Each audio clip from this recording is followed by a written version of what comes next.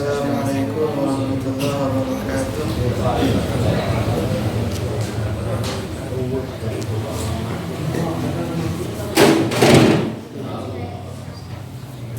Alhamdulillah wassalatu wassalamu ala Rasulillah wa ala alihi wa sahbihi wa man walah.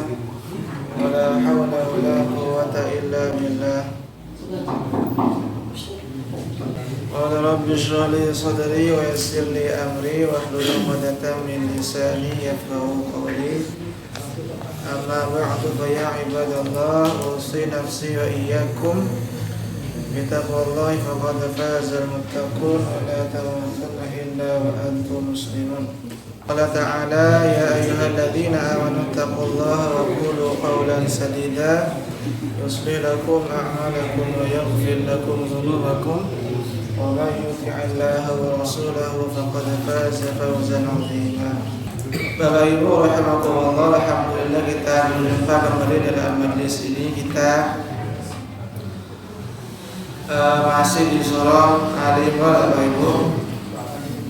Surah ketiga ayat 173. Di situ sudah kami cantumkan, berikan judul itu. Walaupun mungkin judulnya tidak mewakili keseluruhan isi mungkin ya. Judulnya tawakal kekuatan orang beriman. Bapak Ibu rahimakumullah, Allah Subhanahu wa taala berfirman dalam Al-Qur'an surah Al-Imran surah itu 173. Dicantumkan ternyata. Al-Imran 173, Allah berfirman, alladzina qala lahumun nasu innan nasa qad jama'u lakum fakhshawhum fazadahum imana wa qalu hasbunallahu wa ni'mal wakil. Yaitu orang-orang yang mentaati Allah dan Rasulnya, yang kepada mereka ada orang-orang yang mengatakan qad jama'u lakum fakhshawhum fazadahum imana. Sesungguhnya manusia telah mengumpulkan pasukan untuk menyerang kalian, karena itu takutlah kepada mereka. Maka perkataan itu menambah keimanan mereka dan mereka menjawab hasbunallah wa ni'mal wakil. Cukuplah Allah menjadi penolong kami dan Allah adalah sebaik-baiknya pelindung. Bapak Ibu rahimakumullah, jadi ayat ini surah Al-Imran 173 masih lanjutan ya, lanjutan dari pertemuan sebelumnya.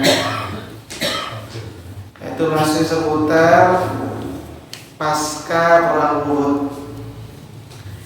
Yaitu Allah menjelaskan dalam ayat ini tentang sifat atau sikap tawakal dan keteguhan hati Rasulullah dan para sahabatnya ketika Nabi itu oleh orang-orang kafir Mekah, Nabi diberikan ancaman, peringatan bahwa orang-orang musyrik Mekah itu telah mengumpulkan pasukan untuk menyerang kembali Rasulullah dan para sahabat. Jadi makanya di situ Allah sebutkan qad jama'u lakum fakhshawhum. Kata Abu Sufyan menyampaikan kepada tentaranya atau menyampaikan pesan kepada Rasulullah, sampaikan kepada Muhammad bahwa kami orang-orang Mekah sedang mengumpulkan pasukan yang begitu besar. Tujuannya apa? Untuk menyerang kota Madinah. Jadi kemarin kita sampaikan secara gertakan ancaman. Jadi Nabi dan sahabat-sahabatnya diancam oleh Abu Sufyan, pimpinannya ketika itu, bahwa dia telah mengumpulkan begitu banyak pasukan.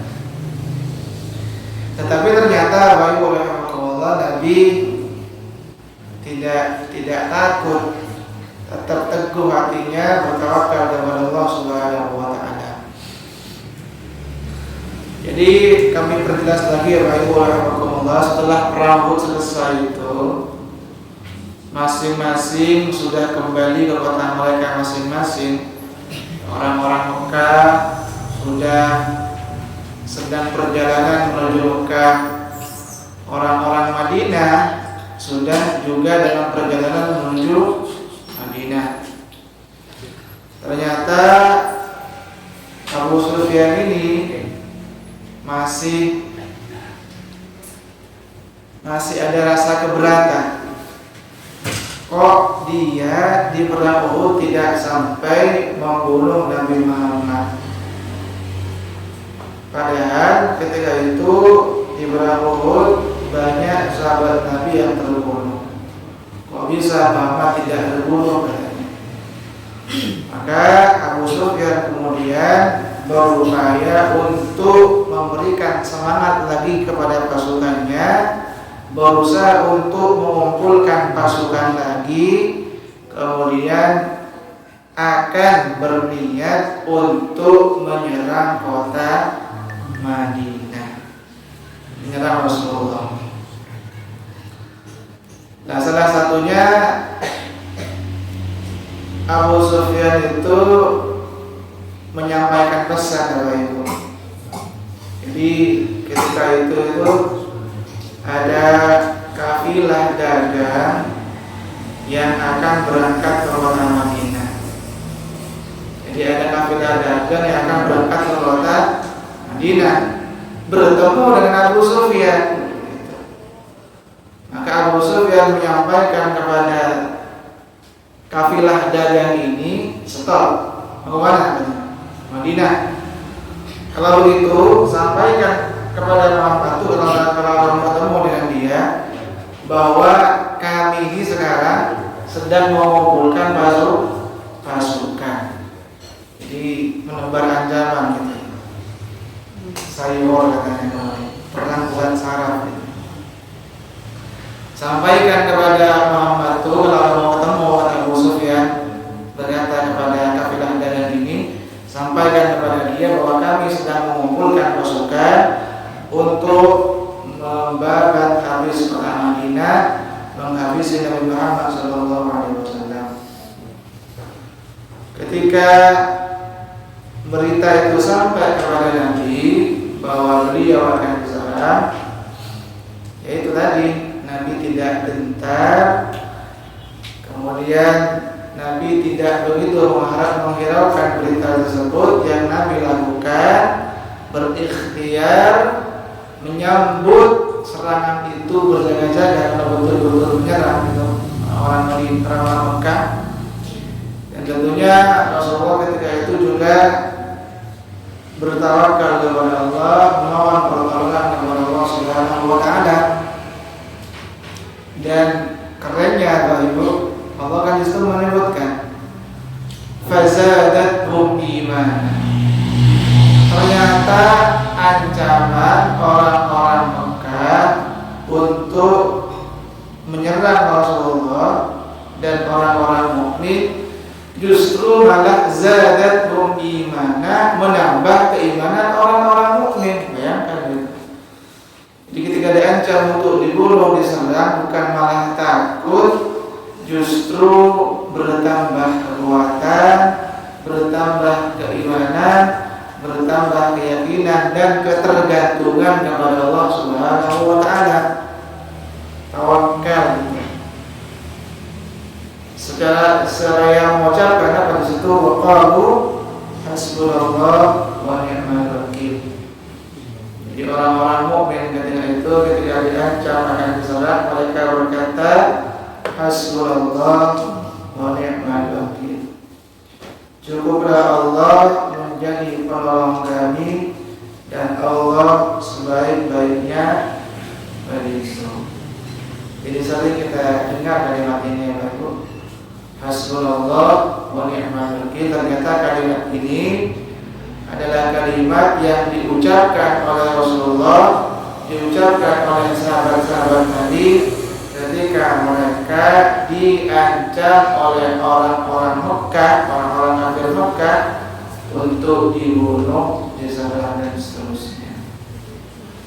Hasbunallah wa ni'mal wakil. Cukuplah Allah menjadi penolong kami dan Allah sebaik-baiknya pelindung. Ya jelas Allah ketika sikap keberanian tawakal kepada Allah dari Rasulullah dan sahabat-sahabatnya, bahwa mereka tetap teguh akan menunggu orang-orang kafir Makkah kalau memang betul-betul menyerang. Ternyata kegigihan ini, keberanian ini justru malah melemahkan ancaman, melemahkan tekad orang-orang Makkah untuk menyerang. Orang-orang Makkah kemudian membatalkan rencana mereka untuk menyerang Rasulullah SAW, untuk pergi ke Madinah. Kenapa?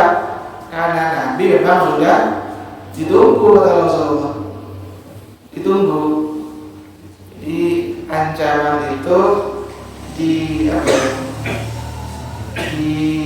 memang ditunggu oleh Rasulullah SAW. Kata orang-orang salah gitu, lo jual gue beli katanya.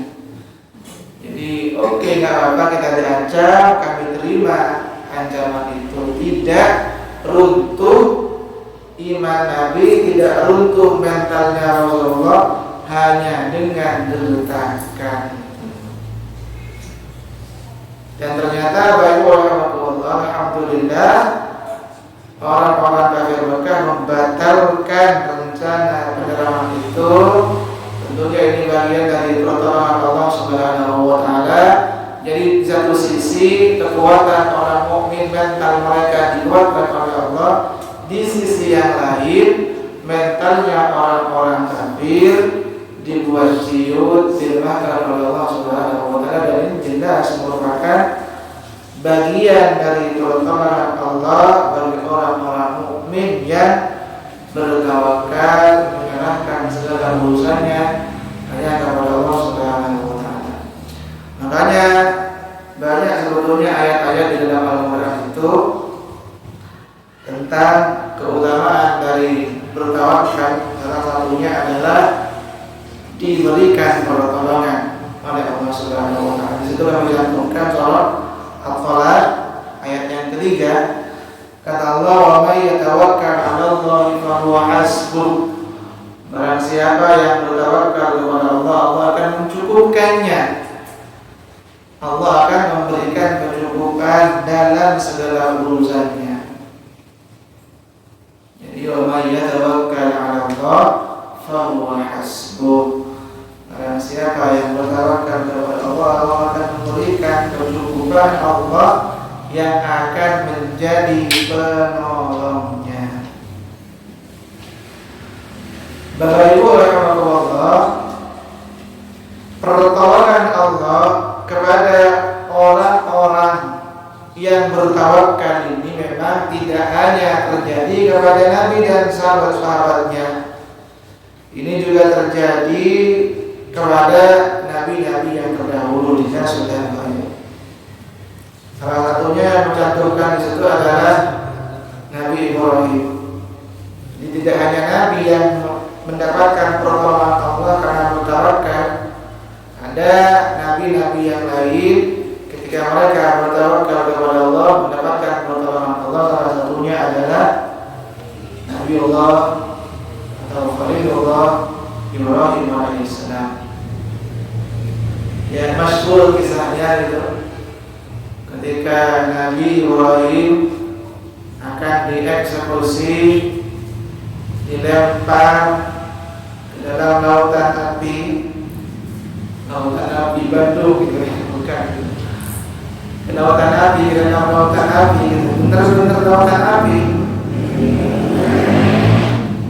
Tidak ada yang bisa Nabi Ibrahim lakukan kecuali apa? Bertawakal kepada Allah Subhanahu wa taala. Padahal Nabi Ibrahim ketika itu tuh masih remaja, masih muda. Jadi Nabi Ibrahim itu ketika dilemparkan ke lautan api gitu, masih usia muda. Makanya Allah berfirman misalkan di Quran surah Al-Anbiya ayat 58-59 itu, ketika Nabi Ibrahim itu menghancurkan berhala-berhala kan ya, ternyata Namrud ketika itu memberikan pengumuman, siapa kira-kira ini yang telah menghancurkan Tuhan-Tuhan kami. Bahkan Tuhannya dihancurkan ini. Keren juga, kok bisa ya Tuhan dihancurkan. Ternyata ada seseorang yang berkata ketika mendengar pengumuman itu, ada orang yang memberikan keterangan, kesaksian. Apa katanya? Qalu sami'na fatan. Fatan, mana fatan? Qalu sami'na fatan yadhkuruhum yuqalu lahu Ibrahim. Kami mendengar bahwa ada fatan itu anak muda, Ibu ya. Saya mendengar ada seorang pemuda yang dia terbiasa menjelek-jelekkan Tuhan-Tuhan kami, berhala-berhala kami. Yuqalu lahu Ibrahim, namanya adalah Ibrahim. Bayangkan ternyata Nabi Ibrahim ketika menghancurkan Tuhan-Tuhan Namrud gitu, ketika itu beliau masih sangat-sangat muda, ini belasan tahun gitu kan. Luar biasa, ternyata seusia belasan tahun masih muda punya keberanian seperti itu, dan itulah Nabi Ibrahim. Lah, Nabi Ibrahim yang masih muda itulah yang dilemparkan ke dalam lautan api, dan tidak ada yang bisa beliau lakukan ketika dilempar ke lautan api itu kecuali mengucapkan kalimat hasbiyallah wa ni'mal wakil.